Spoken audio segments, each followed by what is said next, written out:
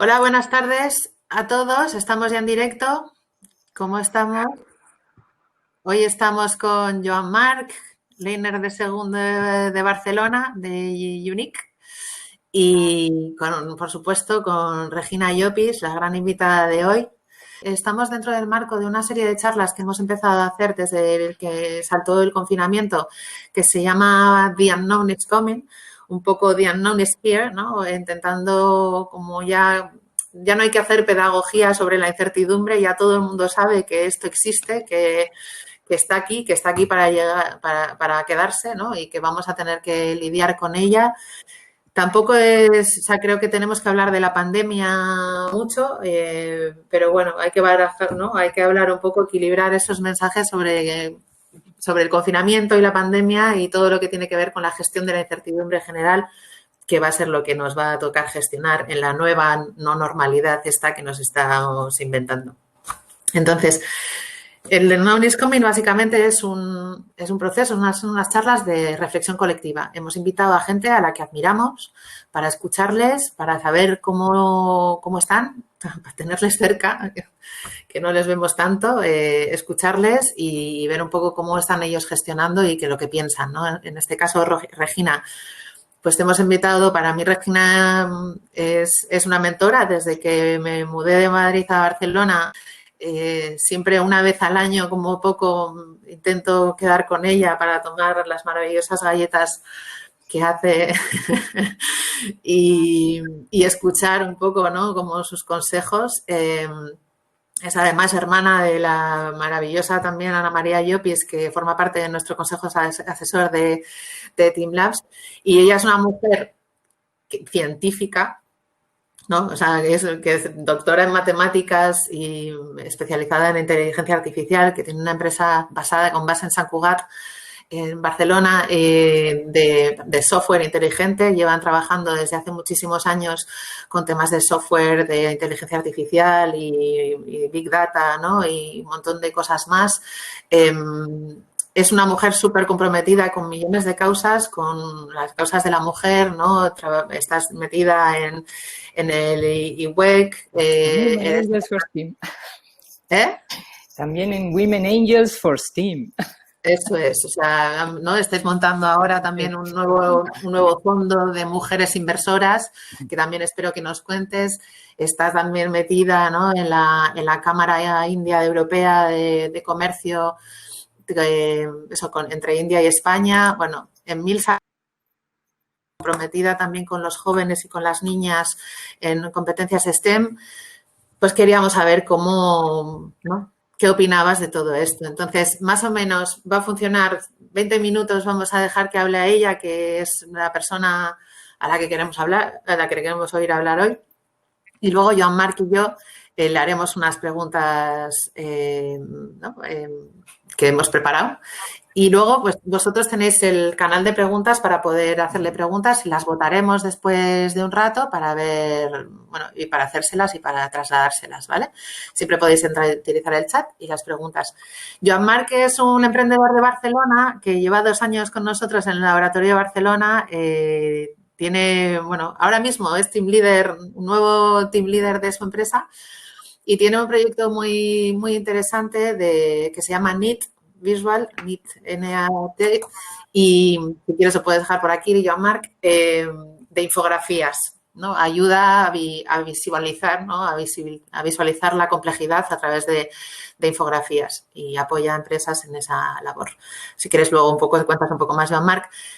Regina, te vamos a escuchar. O sea, más o menos, cuéntanos cómo lo estás viviendo, qué está pasando, ¿no? Por ti, por tu casa, qué tal estás, cómo lo habéis llevado en Haya, en todas las organizaciones a las que perteneces, cómo están, cómo os habéis enfrentado a todo esto y cuál es tu visión un poco sobre esto que nos está sucediendo, ¿no? A nivel global, que lo que nos ha hecho hacer este virus y en la situación en la que nos ha puesto, ¿cómo la ves tú?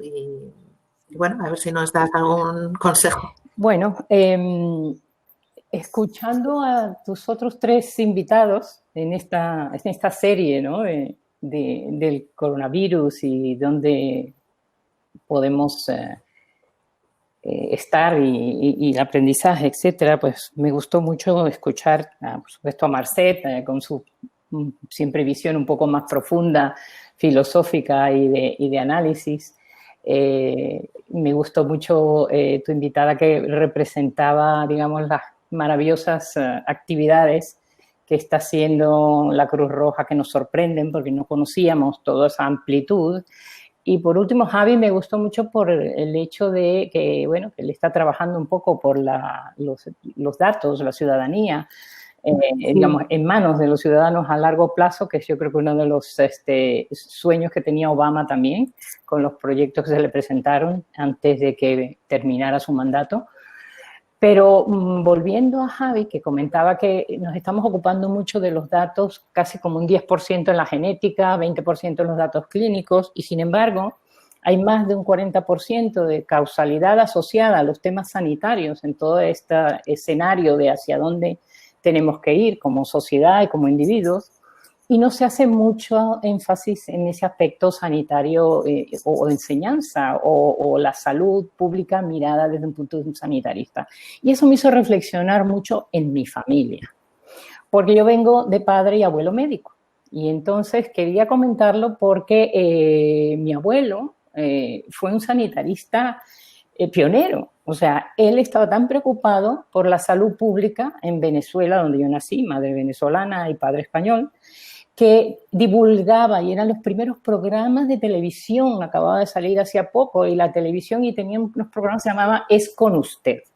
Y era enseñanza sanitaria básica que era absolutamente necesaria en una cultura en Latinoamérica en desarrollo, y a pesar de que era un país petrolero y la riqueza existía, las desigualdades eran enormes y la capacidad informativa pues que tenía la clase media o la clase menos pudiente pues no era suficiente. Entonces, esa parte de divulgación sanitaria es absolutamente importante. El otro punto es mi padre, hijo del abuelo, evidentemente. Él se dedicó siempre a la salud pública, era un hombre súper generoso, dedicó su vida a campañas de vacunación en el Amazonas, a todas las poblaciones indígenas y no indígenas necesariamente, en todos los fluyentes del río Caroní, del Orinoco, del río Amazonas. Y su preocupación era la vacunación. Su preocupación era pues, erradicar la fiebre amarilla, la peste bubónica, la bilharziasis, la malaria, el paludismo. Bueno, vacunaciones donde, claro, los jefes de las tribus cuando venían a Caracas querían ver al presidente y al doctor Llopis. Y así pasaban por casa siempre. Siempre traían algún regalo, una cesta preciosa o una cerbatana, que es un cilindro maravilloso de caña por donde te tiran las flechas, es decir, todas estas cosas estaban en mi infancia, muy metido dentro, inclusive trabajé con mi padre en algún pequeñito modelo epidemiológico. Entonces, ¿por qué traigo esto a colación? Porque no nos enseña mucho la importancia de esa educación sanitaria. La damos por hecha, no la tomamos con el énfasis como la hemos tenido que aprender a retomar ahora. Y creo que no conocemos muy bien todos estos temas. Mi padre puede ser un especialista y en mi casa pues el vocabulario de epidemia, endemia, pandemia era un vocabulario del día a día. O sea que es importante, yo creo que seamos generosos. Generosos con quienes están haciendo la función de gestión en estos momentos.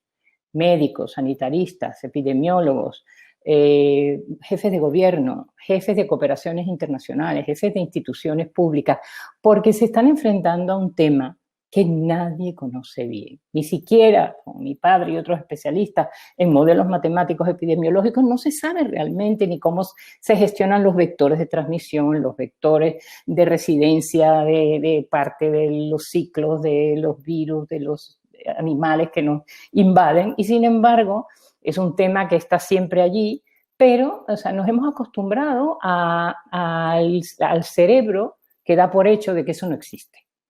No existe.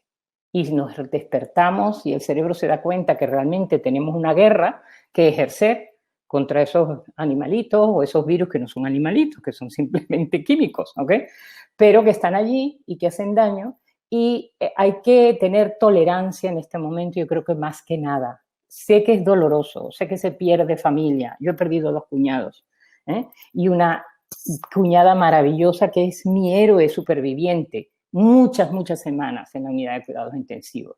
O sea que ese no es el punto es que tenemos que celebrar la vida y tenemos que aprender, digamos, nuevas cosas, nuevos hábitos de higiene, de que teníamos olvidados, toda una serie de temas, puesto que esto lo que ha hecho es sacarnos de nuestra zona de confort. El cerebro debe reajustar sus conceptos, el concepto de guerra y la defensa continua contra los virus y vacunas y sistema inmunológico ahora es nuestro vocabulario.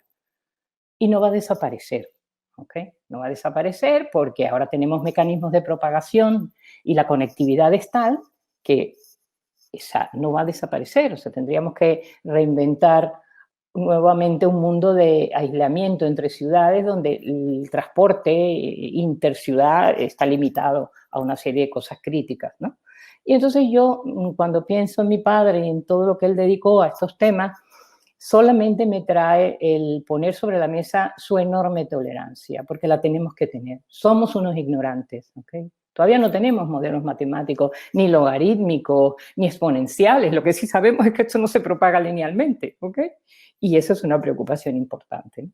Estamos ayudándonos con inteligencia artificial, evidentemente, por ayudarnos a encontrar patrones en la maravillosa colección de datos que podemos ir acumulando a nivel de gobierno, a nivel de cooperaciones intergubernamentales, y eso nos está ayudando. Nos va a ayudar también a gestionar mejor sustancias, digamos, de acceso a generar potenciales vacunas contra un RNA que es muy invasivo, ¿no?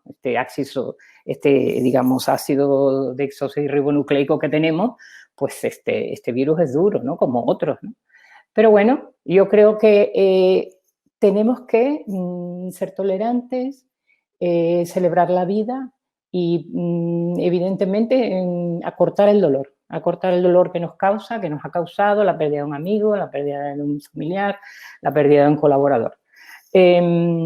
Y ser generosos con ese tiempo ahora que descubrimos y retomamos y disfrutamos con la familia y con los amigos en la conexión del teletrabajo y la telecomunicación vía internet que nos ha proporcionado otros mecanismos, ¿no?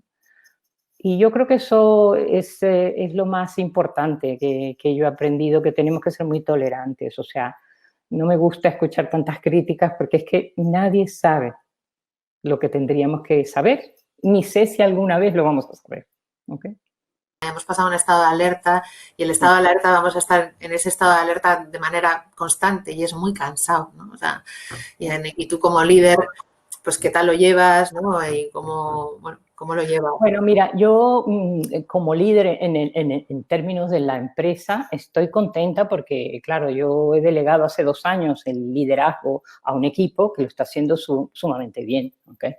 Entonces, primero, pues tienes que hacer tus aislamientos, tus protecciones de los pocos espacios. Cuando ya se puede compartirlos, pues la seguridad de los mismos. O sea, el habernos dado cuenta que podíamos trabajar a distancia ha sido un descubrimiento, tanto para los equipos como para sus managers, como para la dirección. ¿Okay?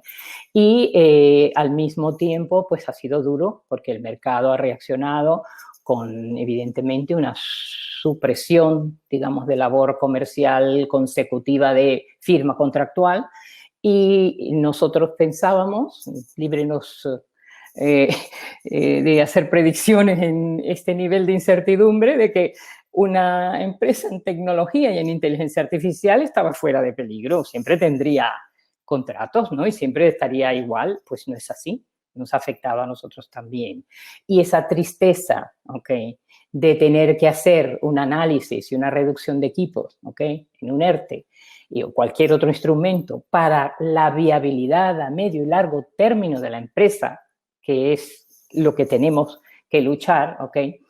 Pues es triste y nos toca a todos. Es muy difícil, ¿ok? Que no te toque una reducción de equipos, ¿no? Entonces, esos procesos, pues, le ha tocado hacerlo esta vez. A mí me han tocado otras crisis, ¿ok? En 30 años de empresa en inteligencia artificial hemos tenido varias crisis, ¿no? Pero esto lo han hecho otros y lo han hecho bien. Lo han hecho con racionalidad, con la calma necesaria y bueno, es un tema complicado, ¿no? Nosotros siempre, bueno, supongo que muchas empresas hacen lo mismo, contratamos un servicio de outplacement que les ayuda a recolocarse en otros lugares, nuestros equipos en general encuentran enseguida porque pues, están muy bien preparados técnicamente, o sea que bueno, eso es un poco un consuelo, ¿no? Pero bueno, dicen que mal de muchos consuelo de tontos, ¿no? O sea que, en fin, y en relación a los otros temas de compromiso social con las emprendedoras, están en tecnología, a las cuales hemos proporcionado inversión con este grupo de Business Angels, que somos ya más de 110 mujeres invirtiendo en mujeres que lideran empresas tecnológicas. Recuérdanos cómo se llamaba para dejar aquí la web. Se llama Women Angel. Vale. Se llama Women Angels for STEAM, o sea, para STEAM. Science, Technology, Engineering, Arts and Architecture and Mathematics. O sea, el STEM clásico con la A, porque arte y arquitectura es absolutamente necesario también en el mundo tecnológico, absolutamente indispensable. Entonces, hasta el momento hemos invertido en el año y medio que hemos empezado la inversión, aunque como organización tenemos 2 años, en 14 empresas, 17 transacciones, porque en 3 hemos hecho reinversiones, 844.000 euros entre todas esas startups, y con ellas tenemos el compromiso de apoyarlas, o sea, que aquellas que han tenido dificultades por el COVID, estamos tratando de ayudarlas con lo que siempre ayudas, con el networking, con second rounds, con búsqueda de otros coinversores, con facilitarles el que un banco les atienda un poco más rápido y les proporcione el crédito ICO para, digamos, esta situación de emergencia, sí, con todo lo que se puede, tratando de apoyarlas para que puedan pasar este proceso, ¿no? Y como esto, pues tantas cosas, ¿no? que tenemos obligación de apoyar, ¿no? ¿Qué tenemos que saber el pueblo llano, o sea, los que no sabemos de todas estas cosas, qué tenemos que saber de lo que está sucediendo ahora con los datos? Desde igual ¿no? El otro día salía Simón, ¿no? Diciendo como, oye, no, es que igual no estamos contando lo mismo, ¿qué tenemos que saber ahí para entenderlo mejor? ¿Qué tenemos que saber sobre lo que parece que va a pasar en términos también de los datos? Y qué tenemos que alegrarnos y qué tenemos que fear, ¿no? Que tenemos que tener miedo. Mira, el tema de los datos es un tema muy complejo en general, ¿ok? O sea, los datos tienen una particularidad, o sea, que hasta ahora, o sea, no nos hemos preocupado mucho por ellos como individuos y ciudadanos, ¿no? De a pie, ¿ok? Porque siempre eran pues, institutos de estadísticas que se ocupan de los mismos o universidades que hacen investigación y se ocupan de un subconjunto. Luego hay gobiernos que tienen dominio de datos y que los utilizan a su libre albedrío para sus efectos políticos o sus efectos socioeconómicos, como China, que o sea, dentro de su régimen político, pues eso es algo que está dentro de su nivel de control y de correctitud, pero es que no estamos muy lejos. Si vemos Estados Unidos hace 3/4 de lo mismo, lo que pasa es que no se conoce igual, ¿okay? Los datos se hacen y se usan como se quieren. En la actividad militar Estados Unidos usa datos a su libre albedrío, o sea, y utiliza objetivos de bombardeo desde drones gestionados por software de inteligencia artificial arbitrariamente matando niños y señoras y mujeres, ¿okay? Que son civiles. O sea que son extremos, ¿okay? Que el poder da, ¿okay? Y el poder también lo tienen las tecnológicas. ¿Okay? Nosotros podemos creer que estamos muy libres de inspección y vosotros sabéis que todos los dispositivos que tenemos alrededor nos inspeccionan y envían los datos a algún sitio que nosotros ni sabemos dónde está. ¿Okay? Entonces, eso es ya una guerra un poco perdida. ¿Okay? Y el uso de los datos, la correctitud de los mismos desde un punto de vista estadístico para temas epidemiológicos, eso siempre ha sido un problema, insisto, por el desconocimiento que creo que todavía tenemos en la investigación epidemiológica sobre el conocimiento de cómo es los procesos, digamos, de contagio, los procesos de los vectores de transmisión mientras tienen, digamos, huéspedes hasta que el objeto animal o químico nos invade. O sea, todas estas cosas están allí. Entonces, a veces se dice, bueno, los datos. Es que es una referencia compleja, o sea, es un tema de orden de magnitud, eso es lo único que tenemos que tener claro. Refinar hasta decir si son 10, 20, 100.000 más o menos, o sea, eso es difícil de precisar. Hay tanta incertidumbre como precisión queremos tener. O sea, yo no culpo a nadie en estas estructuras porque es muy complicado. Imagínate tú, el otro día que decían en la televisión, ¿no? Simón o quien sea, ¿no? O sea, la agregación regional tampoco sigue patrones estándares, que no tenemos estándares. Las agregaciones por su zona rural, pues tampoco. ¿Cómo informan? ¿De qué informan? ¿Cuánto informan? ¿En qué momento de la enfermedad informan? ¿Con o sin comprobación de pruebas de laboratorio? O sea, son datos, ¿ok? Y así como nos afecta ahora y nos preocupa, porque es el tema, digamos, del día, a mí me preocupan otros temas más importantes a largo plazo, que, por ejemplo, los temas de ausencia de género en los datos estadísticos médicos. Pide tú los datos estadísticos de cualquier enfermedad y dice, pero de estas cuántas serán mujeres. No saben. Se guardan datos genéricos.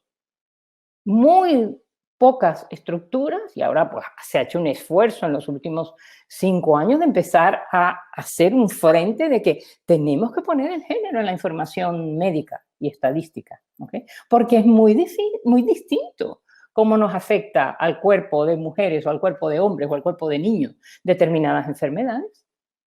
Es muy diferente, las anatomías, las respuestas, el riesgo, muy diferente. Entonces, bueno, este coronavirus, que sirve para una reflexión importante, nos hace replantearnos muchas cosas y eso es lo bueno de este proceso, o sea, el aprendizaje que nos está trayendo la reflexión, porque reflexionamos sobre esto, pero reflexionamos entonces de una manera indirecta sobre toda la frontera, el borde alrededor de lo que es coronavirus, porque es una enfermedad viral, porque es una enfermedad que genera pandemia, porque es una enfermedad que no tiene cura, porque es una enfermedad que no sabemos ni siquiera por los anticuerpos generados si ha estado presente o no presente, todavía eso no está claro. O sea, tenemos tantas incógnitas con esta enfermedad como con muchas otras, El problema es que las otras no han tenido una incidencia de penetración tan rápida en tan poco tiempo y tan mundial, ¿no? Pero yo creo que nos servirá para aprender de esta vulnerabilidad que tenemos y que realmente pues somos frágiles y de ahora en adelante yo creo que ¿cómo diría yo? El futuro ya no es futuro, el futuro es el presente.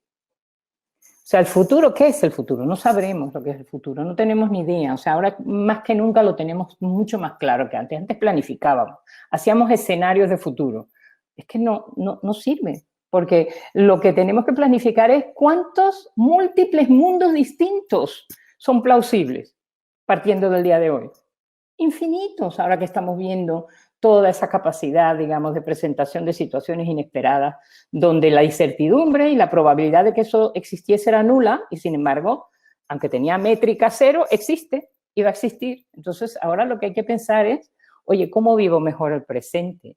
Y ver qué mundos me imagino, pero no es ahora el mundo es continuidad y lo que hago son escenarios de pequeña variación, no. Las variaciones van a ser súper drásticas. Yo como joven emprendedor, pues me interesa saber cuáles son los siguientes pasos que tiene que hacer una empresa, cómo sobre todo puede prepararse en temas de innovación y también de estrategia para todos estos cambios que tienen que pasar de una manera muy, muy rápida. Mira, a mí lo que me hace pensar esto, que nuestro cerebro ahora se tiene que dar cuenta de que al sacarnos de esa zona de confort y que nos daba ese conocimiento de cierta estabilidad, una tranquilidad apacible y vivía, eso como ya no existe, tenemos que pensar como si fuéramos niños pequeños.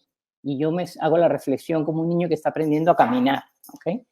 Él va probando por ensayo y error y eventualmente pues consigue entender lo que es un escalón y al final, al cabo de mucho trastear y mucho darse golpes, caerse y levantarse, aprende a caminar.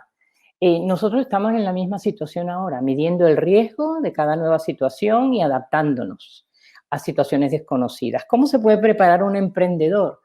Pues con herramientas que le ayuden a adaptarse al cambio y herramientas que le ayuden a lo único que va a servir en este presente que ya deja de ser futuro al futuro, sino es presente, que es herramientas de resolución de problemas.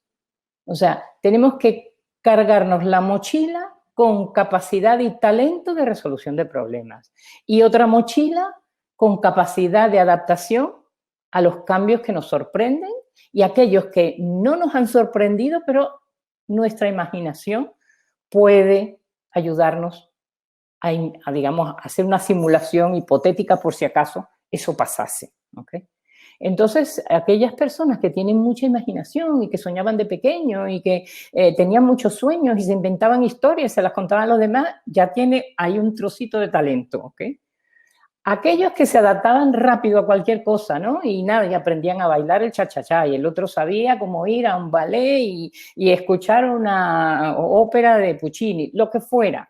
Capacidad de adaptarse, aunque no le gustara algo, al entorno donde estaba, esos también tienen otro bloque allí para su mochila de talento. Y claro, o sea, es adaptarse, entender los cambios que van a venir y imaginación y, por supuesto, técnicas de problem solving. Y eso para mí es, bueno, aprender lógica matemática. ¿Y la tienes que ser un matemático o un físico para aprenderla y ejercitarla? No.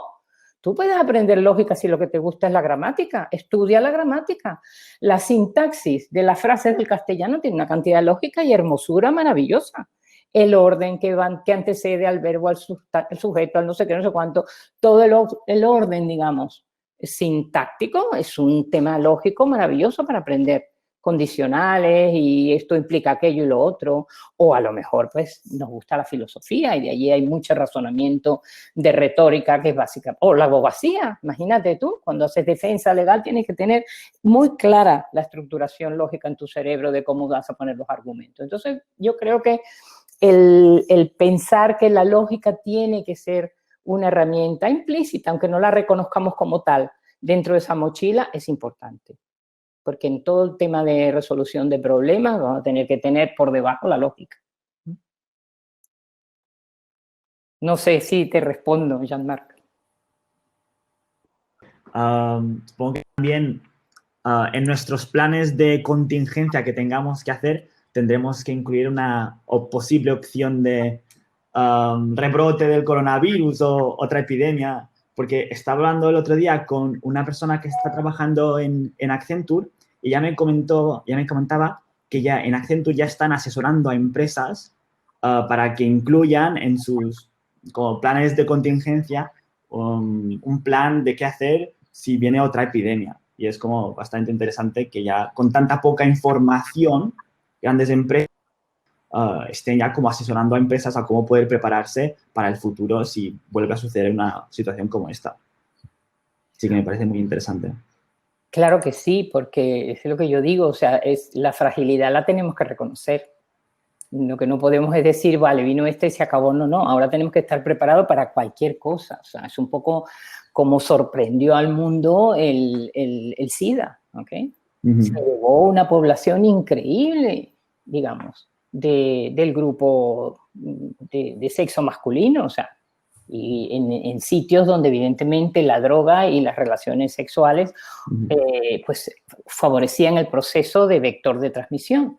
Pero hasta que no se entendió eso, hasta que no se comprendió, pues empezó a haber una epidemia en determinados centros urbanos y geográficos, ¿no? Entonces, y el SIDA ha desaparecido, desafortunadamente, ¿no? ¿Okay? ¿Tenemos paliativos de medicinas para que no sea mortal? Sí, afortunadamente sí. Entonces, bueno, o sea, cada una de estas epidemias, enfermedades que nos van a venir, nos van a sorprender si estamos preparados con un cerebro que sabe que no puede estar en la zona de confort nunca más, que la zona de confort es estar alerta, esa va a ser la zona de confort, estamos preparados entonces.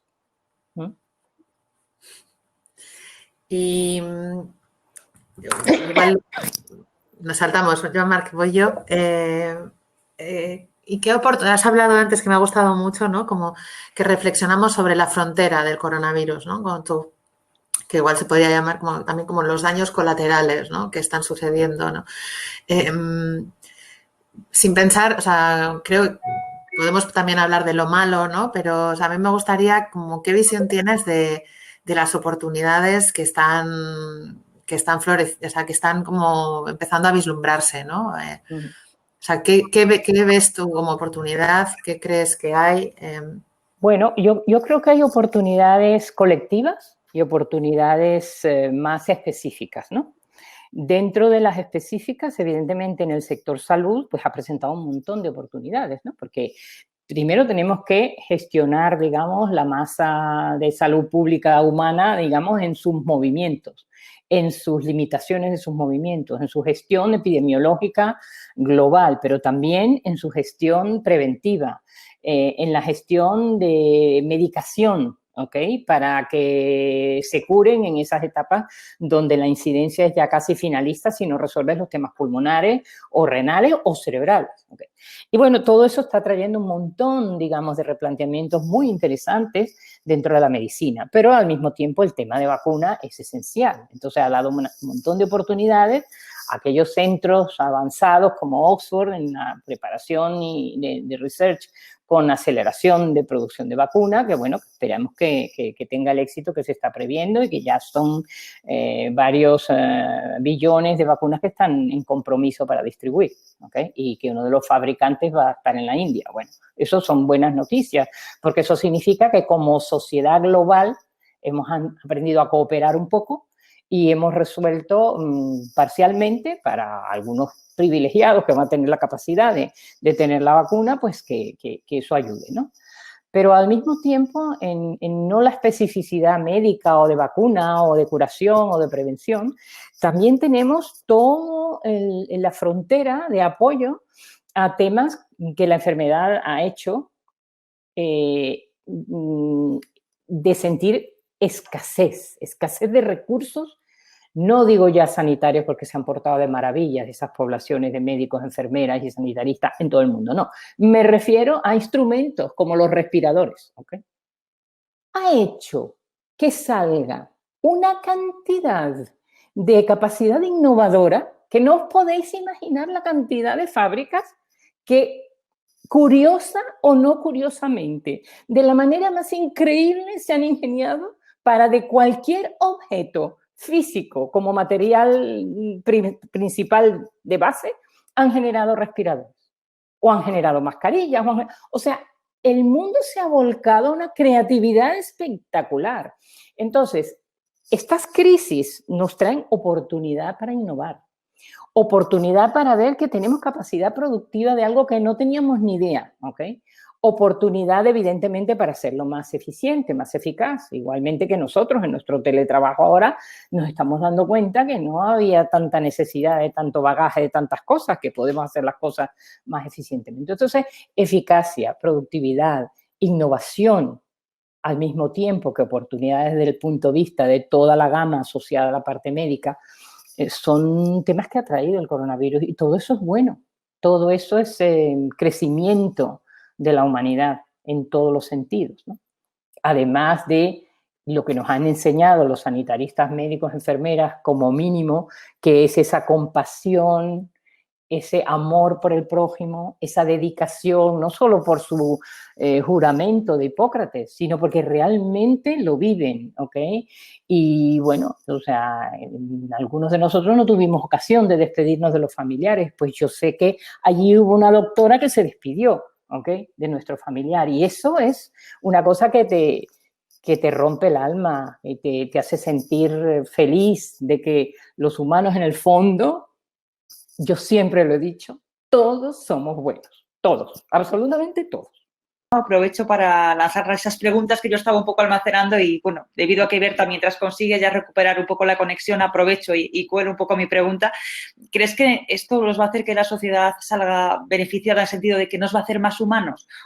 Porque la gente comentaba, ¿no?, que podía pasar una deriva, ¿no?, en la que nos íbamos a ser más egoístas porque queremos el cuidado para nosotros, esa cama de UCI para nosotros, toda esa situación, o que, sin embargo, vamos a salir más reforzados en tanto en cuanto vamos a ser una sociedad más humana. ¿Qué es lo que piensas tú? Mira, yo creo que humanos siempre hemos sido. Yo creo que esto lo que aflora, ¿ok? Es esa potencialidad de ser humanos. O sea, nos da oportunidades de expresarlo. O sea, lo tenemos más guardado, lo expresamos más bien en nuestro radio de acción más cercano, la familia, los amigos. Ahora nos permite ampliar ese radio de expresión de esa humanidad que todos tenemos. Y como todo en la vida, habrá la estadística del que no lo refleja, o porque es tímido, o porque tiene mal humor, o porque no le apetece. Y eso siempre existirá. Hay un porcentaje de la población que a nosotros nos parecerá que no es humano, pero no es que no es humano, es que no sabe expresarlo. Aquí todo el mundo, en el fondo, yo es que no me creo más que todos somos buenas personas, Sí. realmente. Yo tengo una pregunta relacionada con esto, Sí. que va relacionado con la colaboración. Me parece que pues, una manera de enseñar esa humanidad que tienes como persona, o que tienes como empresa, o que tienes como país, es el hecho de colaborar con otras personas. Y esto lo vi en relación a lo que ha comentado Berta antes de los datos en China, que ese artículo que leí me llevó a leer otro artículo del autor del libro Sapiens, que hablaba, que tenía como título El mundo después del coronavirus, y hablaba mucho sobre la colaboración entre países. Es como, por ejemplo, el ejemplo que ha habido de que Taiwán se ofreció a producir muchas mascarillas y enviarlas a diferentes países que eran los que más necesitaban.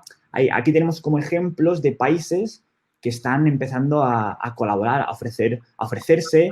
Es como que, ¿qué ejemplos ha habido o qué actividades habéis hecho vosotras desde tus empresas, desde Women for STEM, a la hora de colaborar con otras entidades? Mira, hay muchas que han estado dedicadas a estos temas, algunas en alguna zona urbana apoyando iniciativas de mujeres que quisieron crear mascarillas y lo hicieron, otras que a través de alguna estructura gubernamental o regional, digamos, colaboraron en apoyo a producir alguno de estos elementos faltantes en recursos, otras que se dedicaron a diseñar con blockchain pues temas asociados a un certificado, digamos, de coronavirus asociado un poco al proceso, digamos, de la seguridad y sanitaria, etcétera. Y así sucesivamente. O sea, muchas se han volcado, digamos, a mirar oportunidades. Otras, por ejemplo, que se dedican al tema de Team Intelligence, ¿ok? Se han dado cuenta que con el trabajo, a nivel de teletrabajo, pues se han empezado a tener oportunidades que no había, puesto que los gestores quieren saber de la felicidad y satisfacción de sus trabajadores trabajando desde casa y no en las oficinas. ¿Cómo mides el Team Intelligence y su well-being y cómo están de contentos, etcétera, etcétera? Entonces hay herramientas para capturar esto con modelos basados en temas de recursos humanos muy sofisticados y técnicas de inteligencia artificial de matching, y esto está viéndose que hay una necesidad y les está dando oportunidades adicionales. Por ejemplo, una de las nuestras que también está en el área de cinematografía, de hacer matching de guiones con productores, han visto un movimiento extraordinario, porque al no poder, digamos, en filmar todavía, aunque ya está empezando la apertura en algunos estudios en Hollywood, y aquí en España ya hay uno abierto, los guionistas se han volcado a nivel de hacerlo más digital en el entorno de Internet, y entonces está creándose una nueva manera de trabajar que está dando oportunidades muy interesantes a algunas de nuestras startups, ¿no? O sea que esta situación para unos es positiva, para otros que están en sectores complicados donde evidentemente pues esto afecta, ¿ok? Sectores de viajes, sectores de... Bueno, hay una cosa que evidentemente, ¿no? O sea, la demanda es nula y entonces, por supuesto, esos tienen, digamos, están en el otro extremo, ¿no? Donde realmente pues se tienen que reinventar. Entonces, ahí está donde la pregunta que me hacías antes, ¿qué hacemos nosotros? Bueno, cuando alguien ve que su mercado ya no está y tiene competencias de hacer otras cosas, se reinventa. Una startup tiene capacidad de reinventarse, no una, muchas veces a lo largo de su historia, ¿eh? Si te parece, Regina, vamos a dar paso ya a las preguntas de toda la gente que tenemos con nosotros. En primer lugar, nos escribe María Isabel y nos dice que si el tema de las estadísticas y la falta de estandarización para conocer el número de contagios y fallecidos, ¿qué falta para poner en práctica esta tecnología, ¿no? Porque ella dice, esta tecnología resuelve estas cuestiones para conocerlo, ¿no? ¿Qué falta para poner en práctica todo esto, ¿no? ¿Cuál es la carencia realmente? Si tenemos la tecnología para poder saberlo, ¿por qué no lo estamos aplicando? Yo creo que es un tema de estandarización, ¿ok? Nosotros lo que tenemos más cercano es Europa, ¿no? La Comunidad Europea, que trata de hacer estandarizaciones con los países, y ese aspecto colaborativo en estándares es fundamental. Entonces, bueno, eso ayudaría, digamos, progresivamente a que esa estandarización nos ayude a tener números que sean comparables, que sean analizables y que se pueda, digamos, uno fiar con un margen de error, porque siempre hay un margen de error. Uno tiene que saber lo que está midiendo y con qué error. Y mientras sepas eso, ya está bastante bien. Lo que pasa es que a veces estás midiendo y no sabes el margen de error. Y es ahí donde está el problema. Pero mientras tengamos capacidad de modelizar con una estimación adecuada de lo que estamos midiendo y con una métrica que nos permita estimar un margen de error, bueno, pues estaremos mejorando el proceso, ¿no? Entonces, ¿consideras, ¿no?, que quizás esta situación consiga que finalmente lo hagamos, ¿no? Que todo esto que lo teníamos como una asignatura pendiente deje de serlo como pendiente y que nos pongamos y que apliquemos a ello, porque nos resulta no solo interesante, sino quizás inevitable poder aplicarlo, ¿no? Para poder saber estos vectores de los que hablabas, ¿no? Claro que sí, claro que sí.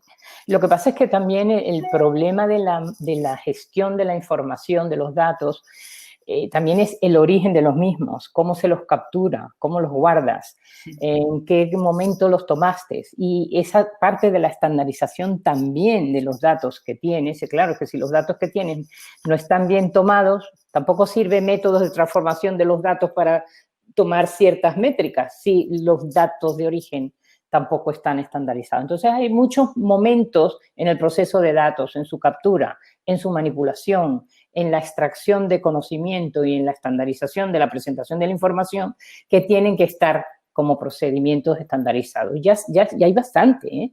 Pero tenemos que también juntarnos con estándares pues de fuera de la Comunidad Europea, con estándares de Estados Unidos, con estándares orientales, o sea, digamos, de Asia, o sea, y eventualmente tener. Hay organizaciones en salud como la WHO, la World Health Organization, que en teoría pues, ayuda a esos temas, ¿no?, de estandarización. Pero claro, si no la ayudamos en sus presupuestos, como Trump ha decidido que le quita dinero, pues entonces ya la pobre tendrá menos capacidad de trabajar para todos los demás. O sea que esa cooperación, aparte de la voluntad, también requiere de compromisos presupuestarios, ¿no? Totalmente.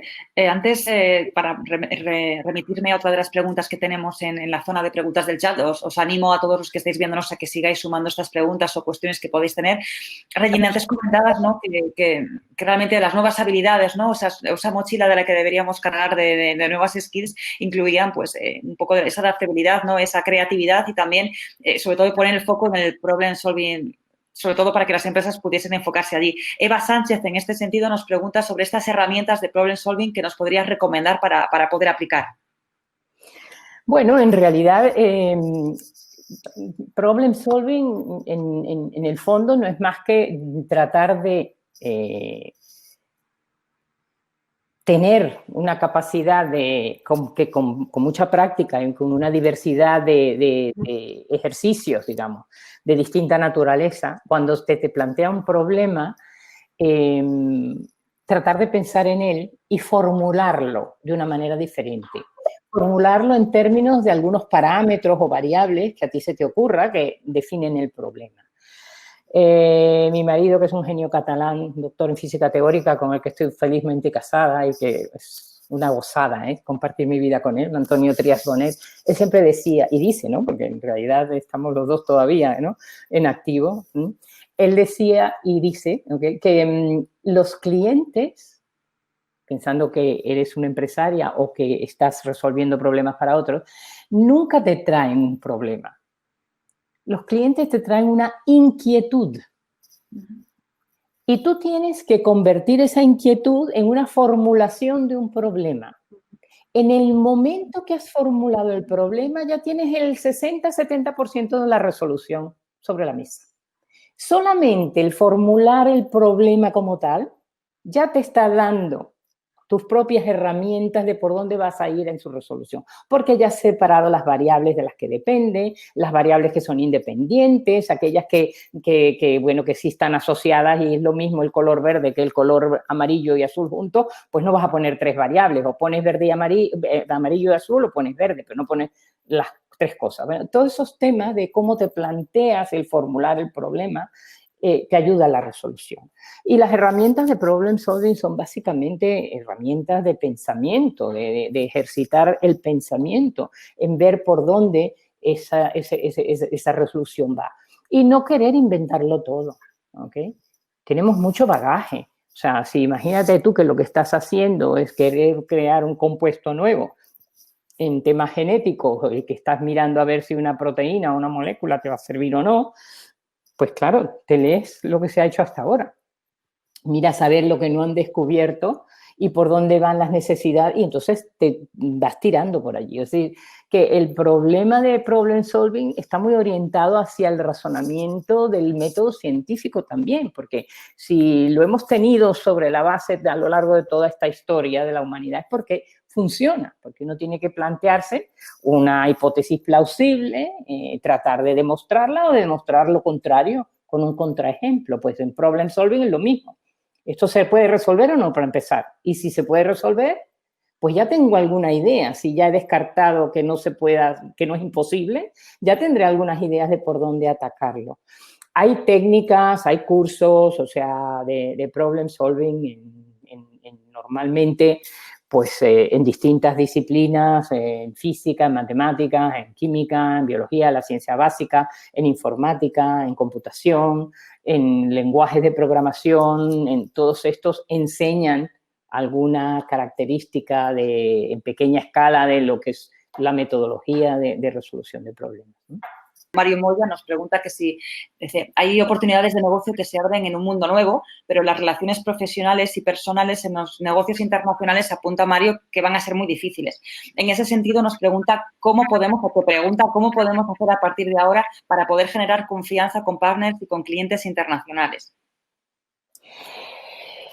Bueno, yo creo que ahí también tenemos que ser muy creativos, ¿ok? Porque es una limitación que nos estamos poniendo nosotros, que estamos poniendo a la presencia física un papel mucho más importante del que el día de hoy nos está demostrando.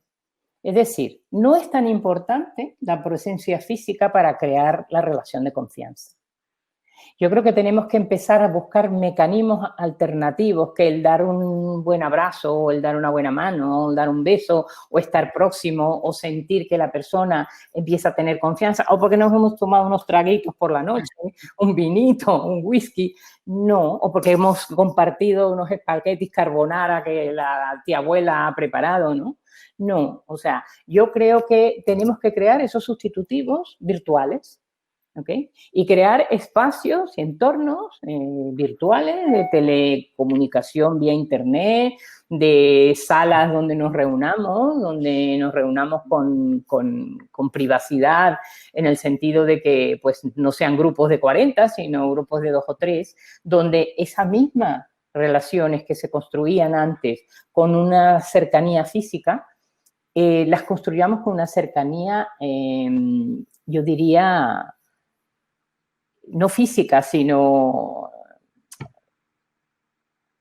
tampoco lo diría lógica, porque es tecnológica con la lógica de tu cerebro que está transmitiendo, digamos, esa capacidad de generar confianza. Entonces tienes que mostrarte como eres, mostrar tu personalidad ahora y tienes que buscar mecanismos de mostrar tu perfil de otra manera que no es con tu presencia física. Ya no es tan importante si la corbata te la pones morada o a rayas. Ya no es tan importante si te pones una camisa blanca o azul. Ya no es importante si yo me pongo un vestido rojo con una rosa blanca. No, no.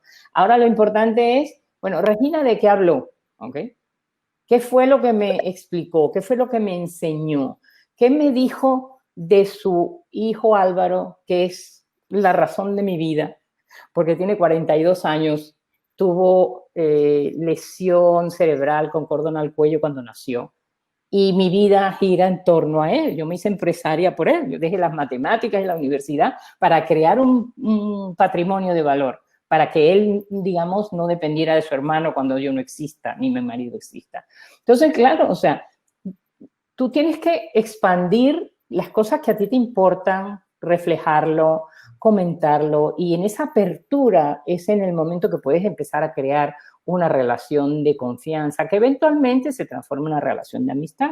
Y en ese entorno entre la confianza y la amistad es donde se crean las relaciones comerciales estables y a largo término. Entonces yo creo, Mario, que sí, no va a ser fácil, porque es que tenemos que crear esos nuevos skills, ¿ok?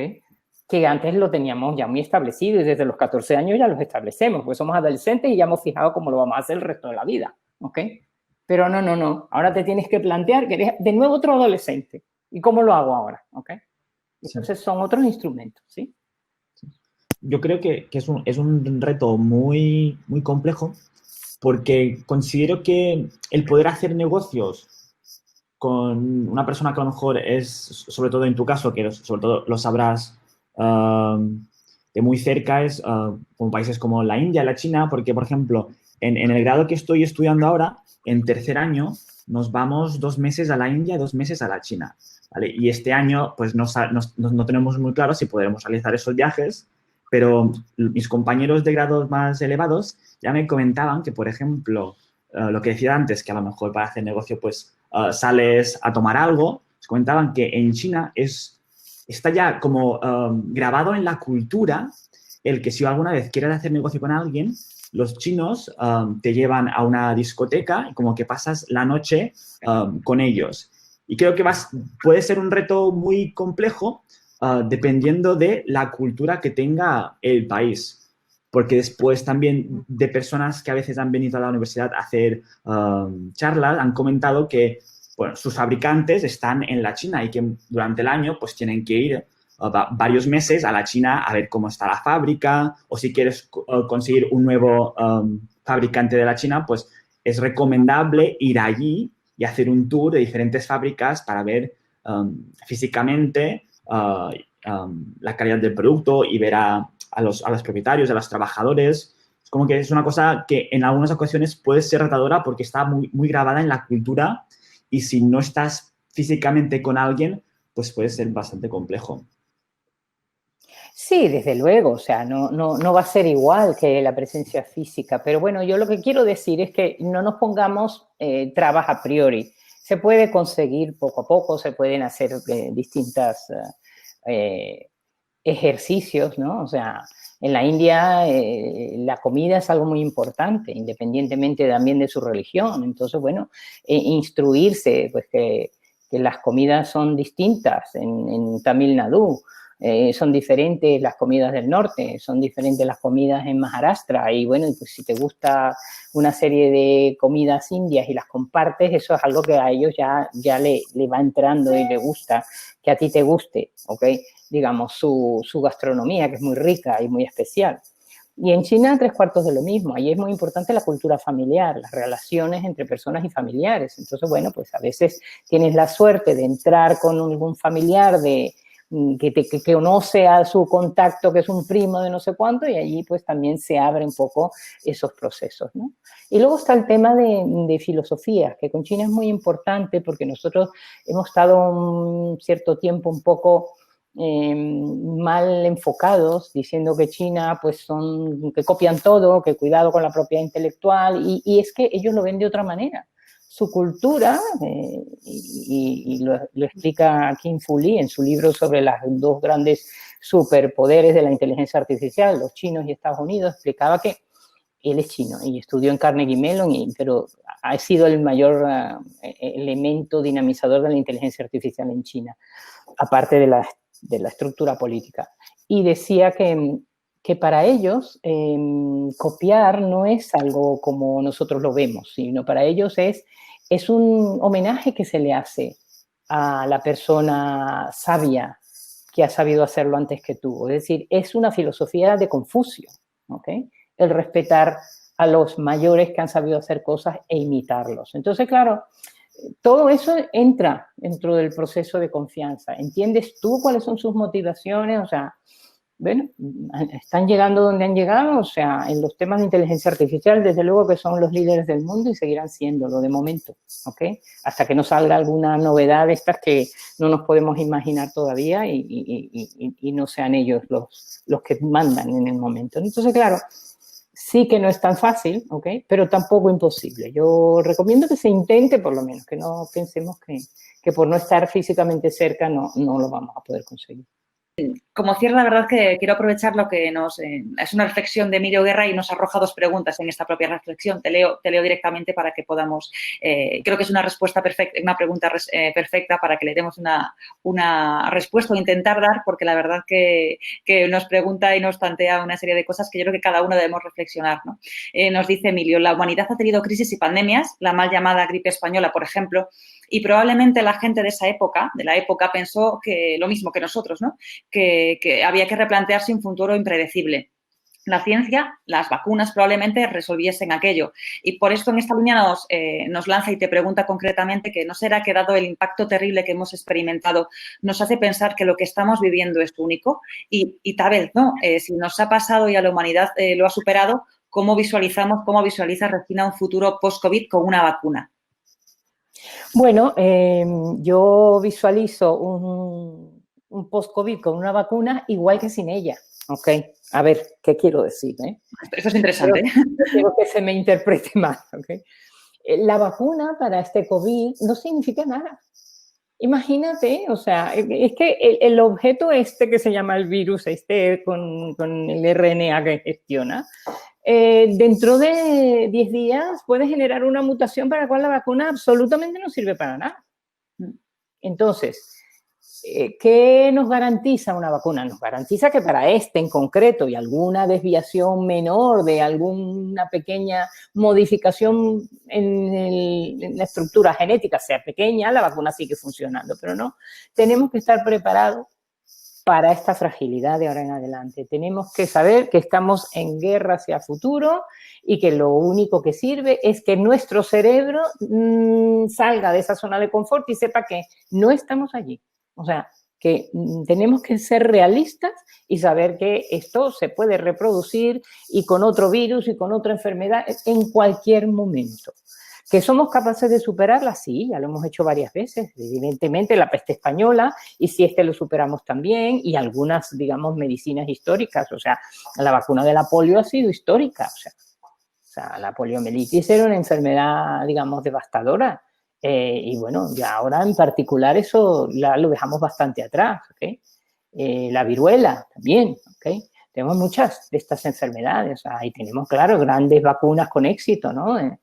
Pero bueno, todavía tenemos algunas que todavía están en desarrollo y no funcionales al 100%, como la malaria. Por lo tanto, estamos buscando otras alternativas, que es matar a la Anopheles hembra, ¿okay? Que no tenga capacidad reproductiva, que no sea capaz de llevar ella, digamos, el bichito de la malaria. Entonces, bueno, hay muchos mecanismos que nos estamos planteando en la lucha, ¿no? De estas potenciales generadores de epidemias o de pandemias, ¿okay? Entonces, bueno, hay que pensar que también hay mucho fondo privado, está Melinda y Bill Gates poniendo mucho dinero, o sea, Warren Buffett lo han convencido para que ponga el dinero donde lo ponen ellos también, entonces hay mucho dinero en este momento, afortunadamente, haciendo subsidio a los centros de investigación que están resolviendo estos problemas epidemiológicos potencialmente graves si no se resolvieran en corto plazo, ¿no? Desde luego, la verdad es que sí. Fenomenal, Regina, muchísimas gracias. Nos quedamos con muchas conclusiones, con alguna que otra sorpresa, ¿no? Que es bueno analizarlo, ¿no? Y eso siempre nos parece muy interesante. Nosotros, yo soy periodista y pienso mucho siempre en titulares y la verdad es que me quedo con muchas conclusiones. Me ha gustado mucho cuando hablabas de que el futuro ya es el presente, ¿no? Que tenemos que empezar a pensar como niños, ¿no? Y sobre todo apelabas a esa fragilidad en muchos momentos de esta conversación que hemos tenido tan interesante contigo. Y y yo creo que me quedo con eso. Gracias a ti, gracias Joan-Marc, gracias a todos y todas los que os habéis conectado hoy. No obstante, a los que no hayan podido estar, porque, bueno, pues por cualquier cosa siempre buscamos la sincronía, pero a veces no la conseguimos. Muchísimas gracias. Y bueno, gracias a vosotros, a ver, a ti, Mónica, a ti, Jean-Marc, a todos los que estabais aquí. Y hay una cosa que quiero dar las gracias por haberme dado la oportunidad de hacer un pequeño homenaje a mis yopises médicos, al abuelo José María y a mi padre Álvaro, por ser esos sanitaristas tan dedicados que realmente pues los necesitamos, y la divulgación de la formación de sanitaria básica, como lávate las manos o hierve la leche, todas estas cosas tenemos que volver a ellas, porque antes pues, lo damos por sentado que no nos va a pasar nada, y en muchos sitios de países en desarrollo eso es el día a día. Pues gracias, este agradecimiento también desde aquí, sobre todo a esa que un poco pusieron esta semilla de lo que está sucediendo hoy. Así que, bueno, pues gracias a todos los sanitarios y sanitarias que están contribuyendo y a todos los que continuamos, ¿no?, con ese legado, aunque sea simplemente lavándonos las manos, que ya es mucho. Muchísimas gracias y nos vemos en próximas, espero que prontito. Un abrazo. Muchas gracias. Adiós, hasta luego. Adiós. Adiós a todos. Hasta luego.